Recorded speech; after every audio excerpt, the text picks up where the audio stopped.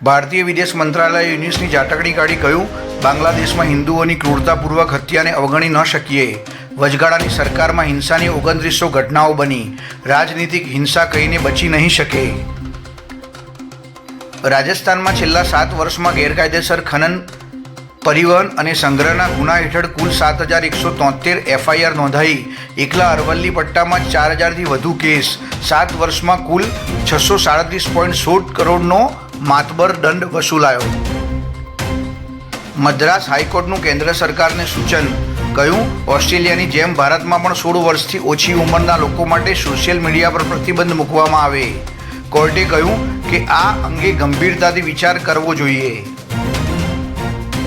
બાંગ્લાદેશમાં હિન્દુઓની હત્યા મામલે સુરતના કાપડ વેપારી એસોસિએશનનો વેપારી સંબંધો તોડવાનો હુંકાર. 40 ટેક્સટાઇલ માર્કેટો, 10,000 વેપારીઓ આ બહિષ્કારના આહવાનમાં જોડાયા. 100 કરોડનું પેમેન્ટ અટક્યું.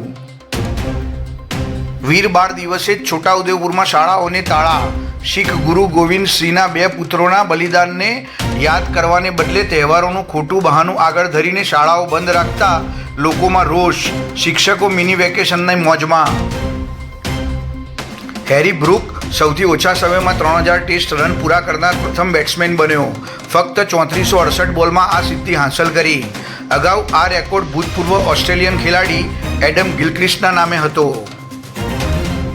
સુરતના પાલનપુરમાં દારૂના દૂષણ સામે નારી શક્તિ મેદાને. દેશી દારૂના અડ્ડાથી કંટાળેલી મહિલાઓએ જનતા રેડ કરી. બુટલેગરો સામે ઉશ્કેરાયેલી મહિલાઓએ દારૂની પોટલીઓ રસ્તા પર ફેંકી.